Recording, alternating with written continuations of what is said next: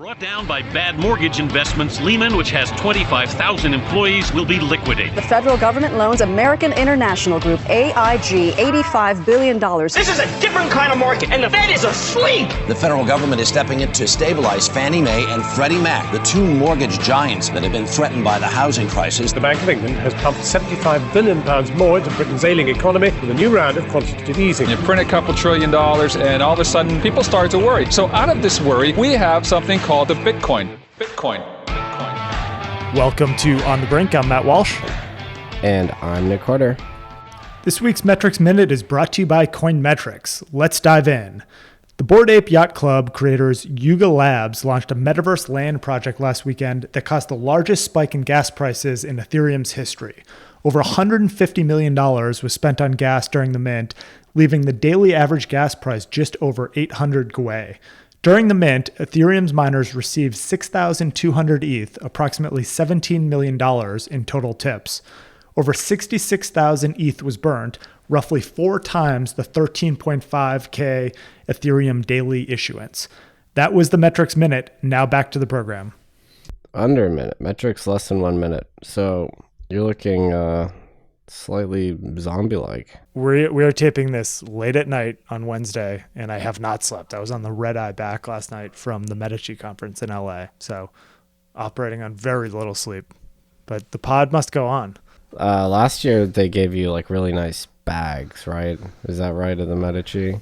Last year it was when my son was born, so I missed it. But the year before, it was great sweatshirts. This is by far my top event of the year, by the way. Adam Winnick puts it on, and it's small, and it's just high signal. So I had a lot of fun, with a lot of people there, a lot of new protocols, a lot of just building going on. I was left very, very optimistic about the state of affairs for this industry. The amount of talent that's there, it's just, yeah, it was just not a lot of price talk, just an unbelievable amount of progress happening at the protocol layer, just across the board. The one thing that I was particularly struck by, and I think it was Zaki from Cosmos who made the comment, is just the advancement in multi-party computation in zero-knowledge systems over the past 4 years has been incredible. Like when we were at Fidelity, I don't know if you remember when the Enigma guys came in, that was like theoretical that MPC was going to be a thing. And it was like, maybe in 10 years, this will be applicable. And zero-knowledge proofs were kind of like far out there on the horizon. Now you have actual live production, people using these things every single day. It's moved so fast. Yeah, it is kind of insane how quickly ZKPs became mainstream, almost. I don't know if mainstream is the word.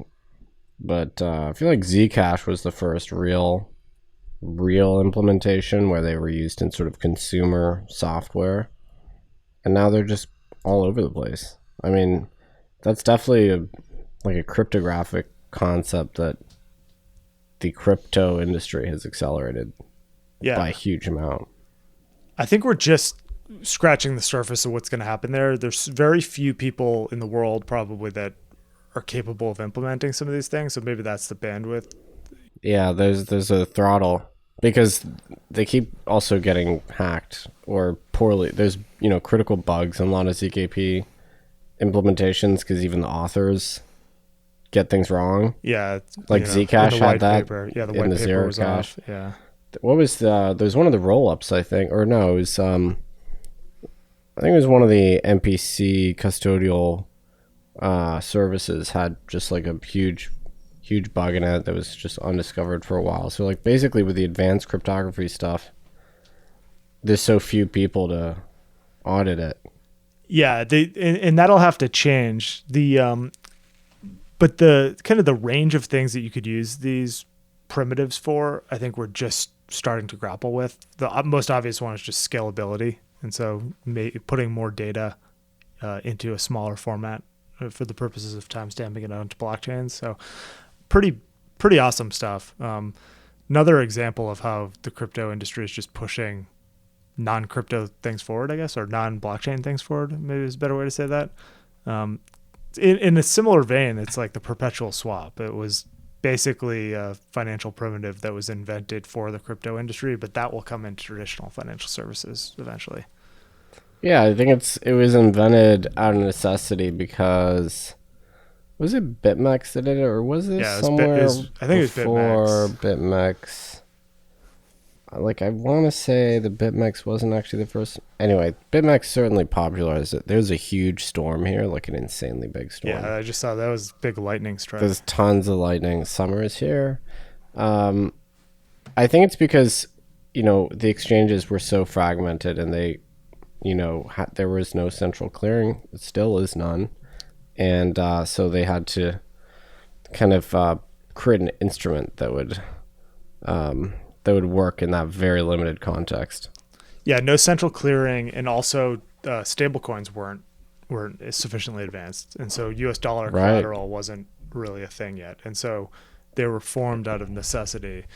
But they will be used in other walks of life here, non-blockchain walks of life, I would think.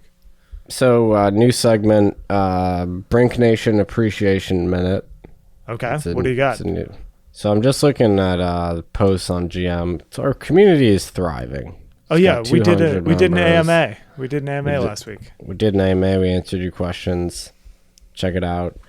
I want to appreciate the post from waitwide.eth. Appreciation for latest pod. This poster really appreciated our pod with David Gray, Fidelity. Well done. Okay. Matt, for doing that one. All right. So we appreciate your appreciation. So thank you. Please keep posting on Brink Nation, gm.xyz.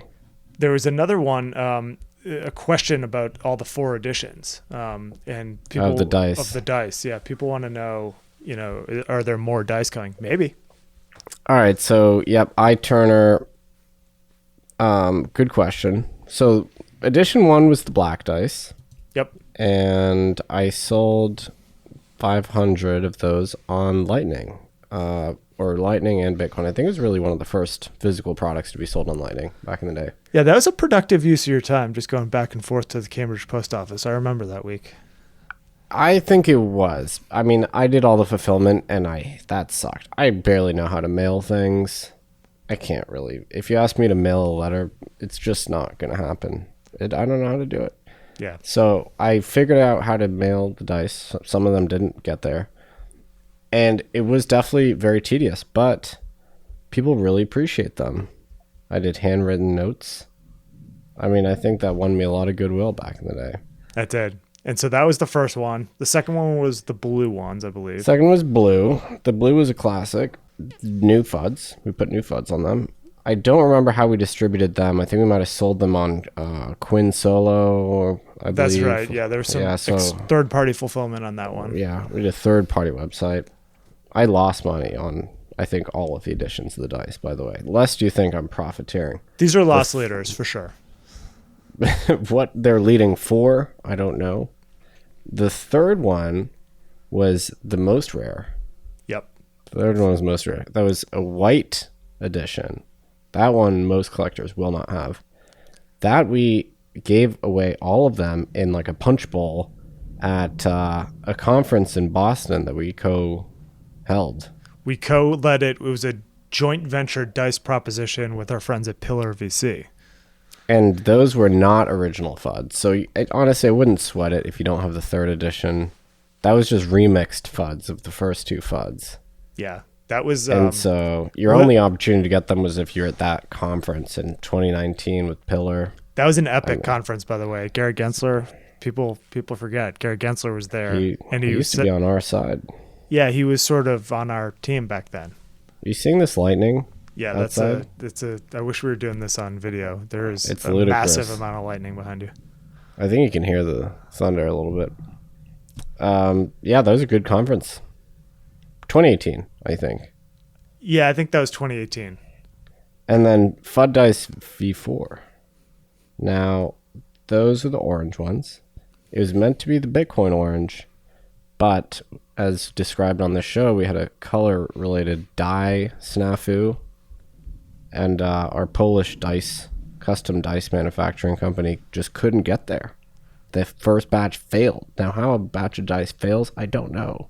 We should onshore our dice production. I think we need to make these supply chains need to get a little bit closer. Yeah, I mean, this is a critical risk. We've offshored our manufacturing. Our dice are all over the world. There's no domestic dice manufacturing. Just the middle class dice workers are just They're getting out of gutted. jobs. Yeah, the blue collar dice workers. Ever since Bretton Woods and the dollar reserve. It's not good. I mean, we will do another run of the dice. We promise that, but we don't promise when. We'll make them in America. I'll press them myself. I'll get the dice press. I imagine it looks like one of those manual like espresso machines. What I would be a big fan of is if we could get a tungsten cube in a dice format. Is that something that is possible? Now, talk about domestic manufacturing. That's in the heartland of America, Midwest tungsten. Midwest tungsten. Maybe we go down there. We make a little documentary about it. But they don't like it when people roll up to the office. They said that in the Wall Street Journal article. I think they would make an exception for you. I was told they're at the Bitcoin conference here. I couldn't find them. I couldn't find anything at that conference. It was huge. It was enormous. It was like 10 football fields or something. I couldn't find anything. There was no signs. So I was told that they had a trinket for me, and I couldn't locate them. Wow. But I mean, is there any technological barrier to a 12-sided die made of tungsten? No. It can be done. It's something that we as a society, an industrial society, can do. We're gonna get working on that. Midwest tungsten on notice. There's a lack of political will. So the GM community, just keep it going. The membership is growing. I'm quite entertained. The problem is, so we lured everyone there under, I'm not going to say a false pretense, but we did promise digital trinkets to the first 1 to 200 community members. And whoa. I'm going to be honest with you, I haven't figured out what that is. We'll figure it out. I don't know what a trinket is, even a digital trinket. What is that? This is the blockchain industry. You just say something, and it doesn't mean you have to build it right away. It's all about rumoring or hinting at airdrops to get people to use your product. Right. I mean, I think mainstream non-crypto companies should start doing that. Like, if Volvo releases a new batch of cars, they should suggest that there would be an airdrop. Coming soon. I mean, I think Elon sort of does this with Teslas. I mean, Twitter, Twitter, Doge, airdrops. Balaji suggested it. Balaji wrote a whole thing saying that that's how Elon can take Twitter to the promised land, is to do an airdrop. I tend to agree with that. I mean, where the value comes from, who knows? But look, we're in a world where ApeCoin... You know what? I'm going to look it up right now. The ApeCoin thing this week was just preposterous. We live in a world where ApeCoin, which is a coin dedicated to images of apes, right? That's what ApeCoin's all about, is worth $15 billion fully diluted. $15 billion. We're in a world where... Well, they're building a metaverse. We're in a world where digital sneakers... Oh my God. So STEPN, the walk to earn or run to earn application, is worth $20 billion fully diluted. So basically nothing makes any sense. And meanwhile, Coinbase is like 25 billion. Yeah, I was actually thinking about it today. I mean, like the STEPN sneakers are... What's the floor on those? Like, it's like $1,500. Would you rather have real, like, luxury sneakers that you can wear on your actual feet, or a cartoon image of a sneaker? Depends on who you're asking. I guess the latter is income generative asset. So yeah, so there's a recession, but certain aspects of this industry are sitting it out. No, yeah, we've chosen not to participate in the recession. I mean, the digital image space is not recessionary at all. I mean, we had the number one day of NFT sales last week. Someone needs to do a meme of that Bert the Broker guy. just an all-timer, and apply that to the crypto industry. Just I mean, YouTube that. The Bored Ape people sold, was it $300 million of virtual real estate, like land, property, that in a fictional place. It's astonishing. It's virtual real estate. Well, it's the metaverse. The thing that I don't get about it is that you're not constrained by the same laws of physics constraints that you are in the real world with real estate, right? So like there's a concept of a beachfront here out in, the physical universe. Like there's the beach and there's like beachfront property, and that's more desirable than property that's inland, right? But there's no like actual granularity. There's no excludability, right, in the metaverse. Am I wrong? I mean, you're gonna have to replicate the properties of the physical world, I guess, to replicate the things that give land value. I think that this is an interesting point, and I see it unfolding less around third-party objects and more around proximity to people with big brands in the metaverse. But proximity also doesn't make sense because it doesn't take any time to walk anywhere, right? It's no, not like, but if you're thinking about the metaverse and you're sitting next to Pomp and he has X million subscribers to his, like metaverse. Maybe land. Pomp wants to sit next to me. Maybe. What are you implying? I'm just think about people with big Twitter followings, and they would be desirable people to be next to in the metaverse. I think that's how it's going to work. I'm very distracted by the thunderstorm. It's incredibly loud. I'm going to have to find some filter to filter out thunder from audio. Keep it in. So, but that's the thing I don't get is that what does it mean to be someone's neighbor in the metaverse? Like, can't you just always find a way to squeeze in? Like, it's not like there's any like, or the metaverses they designed with very like, fixed plots. Yeah, there are plots. What about other dimensions on top? Below? You can build up, but there's zoning. Oh, so your plot you can only build up so far. Yeah. I mean, what about below, right? I mean, remember, we're thinking laws of physics, analog world.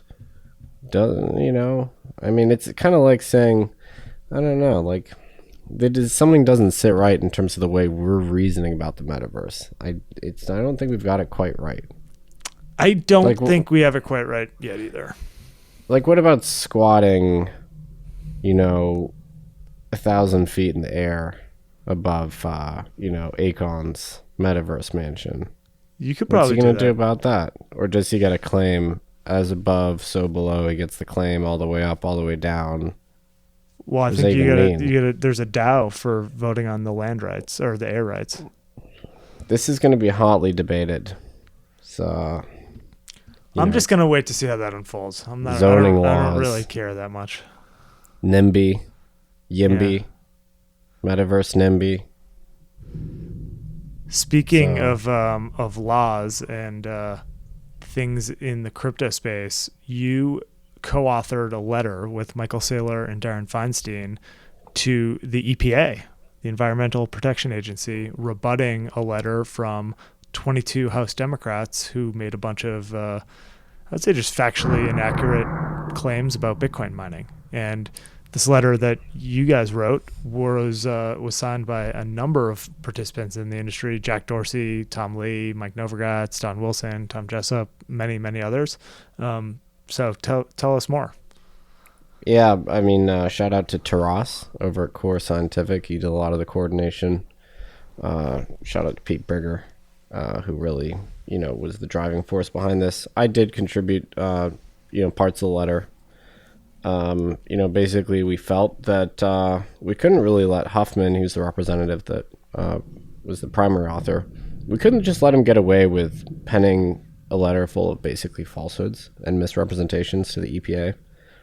Look, I don't think we're going to change anyone's mind here, but at a minimum, I think it's worth correcting the record if 23 members of Congress are just signing their names to something that is not correct in many ways. I mean, there's a number of assertions in that Hoffman letter that are false, and provably so. It's not just, different value judgments, difference of opinions, just facts, right? The e-waste thing is factually not correct.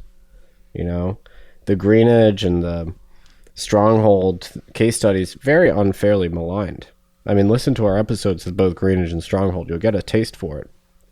The idea that Bitcoin miners themselves are causing pollution, like physical effluent, waste, is just not really the case. I mean, it's no more pollution than any other data center. You don't get representatives, agitating, asking the EPA to look inside the contents of those data centers and regulate the computation that's occurring. That's just way outside of their mandate.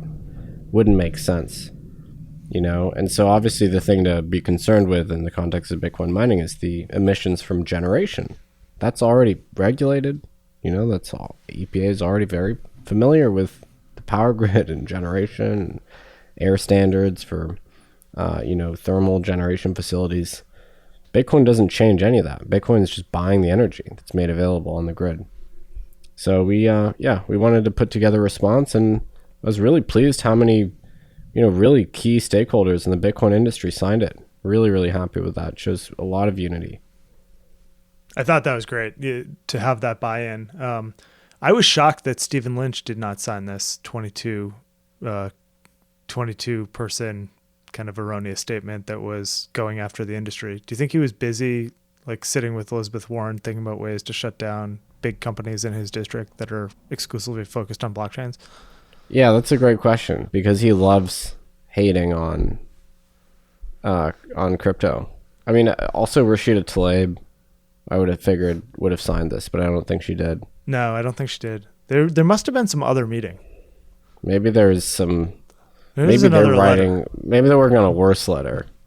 Yeah, looking even more hot. This letter was too moderate for them. Could be, but I thought that got a good response. So we'll see. I wonder if does the EPA react to these things? I mean, I don't even know if the EPA is going to read it. It wasn't really for them. I have heard that Congress may be working on their own letter, a letter of their own, to rebut or push back at the Hoffman letter. Wow, that'd be great. That'd be great. We have allies. I mean, speaking of Congress, speaking of politics, Ohio primary took place this week. Both candidates now, Republican, Democrat, are pro-crypto. J.D. Vance, Tim Ryan, and their runners-up were also pro-crypto. So talk about, both sides, the ballot. What remind me, in the Biden EO, what was the estimate on the number of Americans that own cryptocurrency? I don't remember exactly, but it was significant. I want to say it was like 20 to 30 million, which is a lot. And you would think that would have an influence on some of these, people that might be on the fringe of, hey, should I lean into this? Should I support this? Why wouldn't you? It's growing very fast. It's employing a lot of people. Young constituents are really into it. And so leaning into this could be a really politically savvy thing to do. So I'm not surprised that both candidates, each side of the aisle in Ohio, are into it. It's impressive. I think we're going to see a lot of races like that. No lose races for the crypto industry. Now, if you're not a single issue voter, you care about the other facts. But I think we're going to see a whole bunch of races like that in the Senate and House where both candidates are basically pro-crypto. I think that's absolutely right. All right, well, why don't we hop into some deals of the week? First one up is an official closing of the ErisX CBOE transaction. So this is a portfolio company of ours, ErisX, regulated crypto spot and derivatives exchange. They were acquired by the CBOE. CBOE will operate the brand under CBOE Digital. So huge congrats to the ErisX team. Yeah, awesome outcome for Eris. Great for CBOE. Great deal all around. Next up, we have Syndicate. They are a startup providing asset management tooling for DAOs. They raised $6 million from Carta, Circle, OpenSea, and Uniswap. Next is Decrypt. This is a media platform focused on digital assets. They've spun out of Consensus. They have raised $10 million at a $50 million valuation from Hack VC and Hashkey Capital. Then we have NIM Technologies. They are a privacy-focused startup. They raised $300 million for increments for a fund that will incentivize developers to build on their technology. Speaking of funds, Pangea Fund Management has raised $85 million for their inaugural fund focused on crypto assets. Then we have Amber Data. They are a crypto data provider. They raised $30 million from Knollwood Investment Advisory, Nexo, Coinbase, and others. Congrats to Amber Data.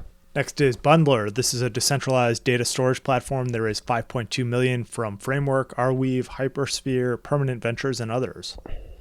Then you've got Stakes, which is an NFT startup focused on sports betting. They raised $5.3 million from DCG, FBG, CMS Holdings, and others. So recording this on a Wednesday, there'll probably be a bunch of deals that we missed that get announced on Thursday, but we'll try to get them next week. Not the longest deal week. So no huge news this week, I would say, on the crypto front. Some regulatory. Yeah, we got some news. I thought this Goldman thing was interesting. So Goldman announced that they've done their first ever lending facility backed by Bitcoin. So basically facilitating a Bitcoin collateralized US dollar loan. Coinbase was the counterparty. And, this is not huge news in and of itself, but I think this is representative of just the culture at Goldman pushing more and more into the space, which is really good. And so in recent months, Goldman has done a crypto OTC options trade with Galaxy. They've been rumored to be having strategic conversations with FTX in the press, participated in a funding round for Certic, participated in a funding round for Coinmetrics. So there is a lot going on at Goldman. There's some really talented people working on things. There are other banks that are doing nothing, and I would say Goldman is kind of the total polar opposite of that right now. Well, they dithered for a while, but now they are clearly in the running to be the most crypto-native investment bank. They are making a name for themselves there. No surprise. They were always, one of the more sort of tech-forward firms. Related news, Jane Street is now active in DeFi. They borrowed $25 million in USDC from DeFi marketplace Clearpool. That's the first time Jane Street acknowledged transacting with a DeFi protocol. Yeah, and who knows if it is the first time or not. Obviously, there are competitors in the category that are doing a lot in DeFi, but Jane Street's been really active in these markets for a long time. So it's great to see. They have a big presence in the liquidity landscape in the CeFi world, and obviously now in the DeFi world. So really good to see. So our beloved SEC is beefing up. They are adding 20 employees to their crypto asset and cyber unit. It's basically doubling the size of that group. Yeah. So, show of intent from the SEC. Yeah, I thought there's a couple things here. So one is just the release itself comes off a little bit aggressive and specifically calls out categories in the market where they're going to be beefing up oversight, including crypto lending and a number of other categories. Non-fungible tokens, stable coins, right. Staking, DeFi, exchanges. I mean, well, that's basically everything. I don't know. So it's not did they like not mention GameFi. They didn't mention GameFi. No real mention of like all of the fraudulent ICOs that they missed the last time around. So it's not like, hey, we're hiring a bunch of people to go clean up and get the scammers out of the place. There's a little bit of a, hey, we're beefing up here so that we can crack down on some of the categories that are actually vibrant. So that's a little bit concerning. And I think maybe Hester Peirce might have been thinking along the same lines because she tweeted kind of openly questioning the rationale. Let me pull it up. So the SEC is a regulatory agency with an enforcement division, not an enforcement agency, she tweeted. Why are we leading with enforcement in crypto? I think that's a very valid commentary, and certainly something that almost every entrepreneur in the space would agree with, is just give us some clarity here. And I think a lot of asset managers would probably feel the same way. Just give us some clarity. Tell us what it's going to take in order to get our products compliant. We're just not seeing that. The SEC is taking a very aggressive posture, and we'll see where it goes. Yeah, I mean, they've apparently brought 80 enforcement actions in the crypto space since 2017, which is a pace of 15 a year. So, guess we can expect them to double that. I mean, there's sort of this interesting dynamic where there's a lot of people chattering that Yellen might be done at the end of this year, and that there's going to be a vacancy there at Treasury. And Gensler is incredibly ambitious and just gunning for it, and so is going after it. And one of the key people that he would need on board for his promotion into that job would be Elizabeth Warren, who obviously hates crypto. And, perhaps Warren had a big role in making sure that Gensler actually was named into the seat in the first place. And so, there's some dynamics there that lead you to question what the motives are, which is unfortunate, because I think if the legacy of Gensler is just that the SEC got a lot more hostile towards the industry and didn't allow it to flourish, it wouldn't be the best thing for the history books. So here's something surprising in the regulatory space. Gavin Newsom, much maligned California governor, issued a crypto-friendly executive order, which from all accounts looked pretty favorable. Yeah, so it kind of outlines a regulatory strategy for supporting the digital asset space and making sure that California stays a leader. So that was awesome. I mean, maybe we'll see more state level actions there. And also at the state level, French regulators approved a license for Binance. So maybe Binance has finally found a home. Well, I don't think they've found an HQ, but getting the license, definitely, that seems like a win for Binance for sure. After we recorded the podcast last week, so you and I riffed on the Fidelity 401k announcement, the fact that pretty soon plan sponsors will be able to offer accounts with 20% Bitcoin in them. After we recorded, we actually got David Gray on the line, who leads Fidelity's efforts in this category. And we spliced that into last week's podcast and released it. And I thought that was a good conversation. The next morning in the Wall Street Journal, there was a big story. And there was a senior Department of Labor person, Ali Kawar, who came out with the quote, "We have grave concerns with what Fidelity has done." I mean, that is one of the most hyperbolic quotes. It's almost like Fidelity, committed a mass murder or something. It's absolutely insane. Like the wording on that is preposterous. It's ludicrous. I mean, you're letting clients get exposure to the best performing asset of the last decade, and that is apparently extremely dangerous. You have plan sponsors that are offering 401ks with egregious fees and no selection or just terrible products. And you have the option, not the mandate, to have a new account type with, you can put 20% in Bitcoin. You can take control over your financial future, get more involved in your retirement, but they're gravely concerned at the DOL over there.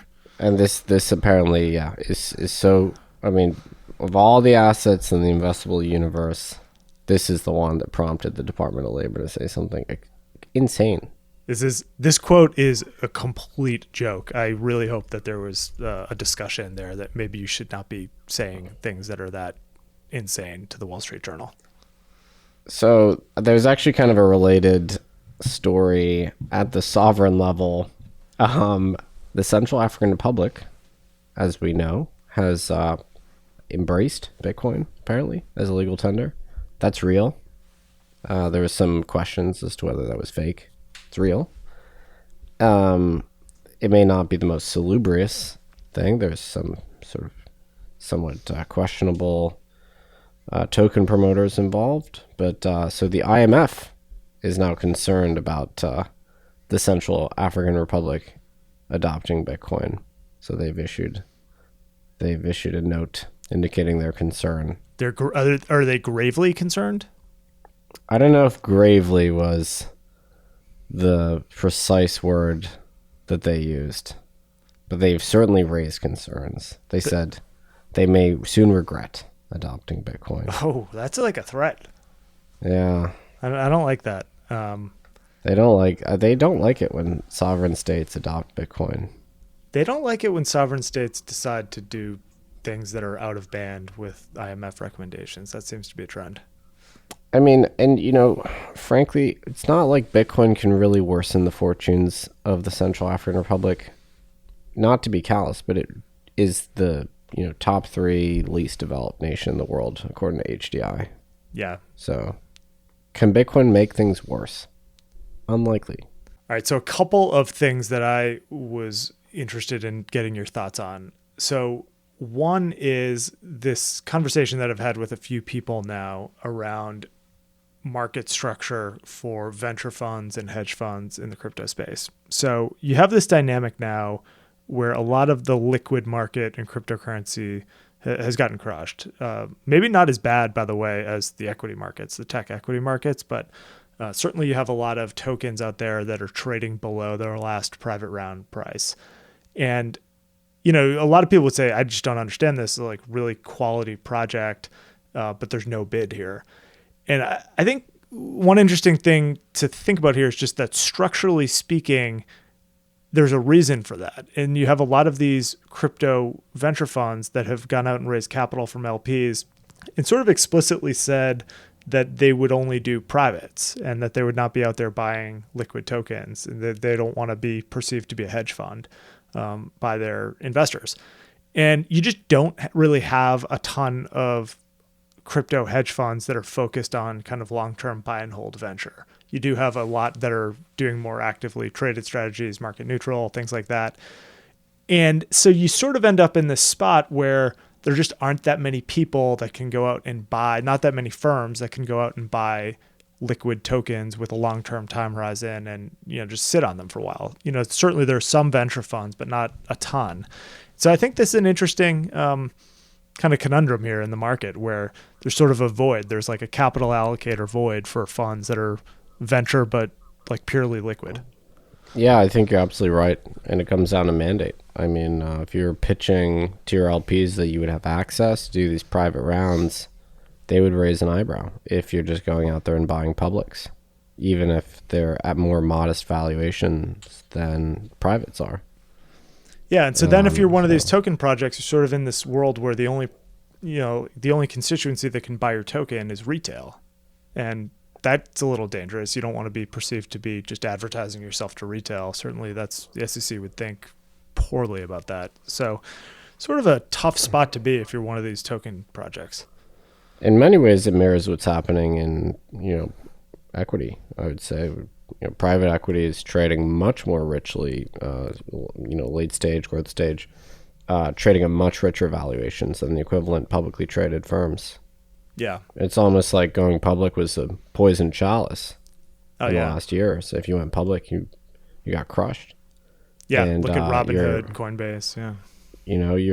Your peers that are still private, even though things have cooled off at the late stage in venture, not in crypto actually, but in sort of generic venture, they're still raising capital with less dilution than their public peers. Yeah. So, but what's interesting is the decline in enthusiasm in venture, which has trickled down all the way down to seed and A, and has affected your median valuations and round sizes, has not spilled over into the crypto space. So crypto is in a state of suspended reality, disbelief, optimism that is not matched by the generic venture markets. Well, maybe that gets down to sort of what Paul Tudor Jones was talking about on Squawk Box this week, and just talking about the talent that's flowing into crypto. And so maybe the argument would be, look, there's been a lot of capital raised in the crypto fund space over the past year. I mean, not a lot compared to the traditional world, but certainly a lot compared to historical crypto norms. And just the talent inflow is insane. So you have people that are quitting their jobs from just the highest caliber tech firms, the highest caliber financial services firms. And so maybe the mental model is just follow the talent. I wonder if we'd ever notice if it started going the other way, that people went back to their Web 2 jobs. I think you'd notice. I mean, remember in 2018, it wasn't like this. I mean, you're getting pitched. People capitulated. Oh, people capitulated like and crazy back went then. back. You had people that just totally vacated the industry. And then the other thing that you saw a lot back in 2018 is just people pitching you things that they had absolutely no qualification to talk about. And so, people pitching you that they're starting exchanges, but not coming from financial services, being like web developers. You don't see that anymore. That just doesn't happen. Yeah, that is right. I think we would notice probably if the outflow began. Oh yeah, I mean, you'd see like high profile funds just calling it quits. You'd see people that work at large C5 businesses just flocking back to like traditional hedge funds. That's not happening. That was definitely happening in 2018. All right, so I think that is it for the week. Hopefully no huge news happens on Thursday. We'll break in if someone announces something huge. We'll do another 10-minute episode contribution, but I think that's it. We will see you on Monday.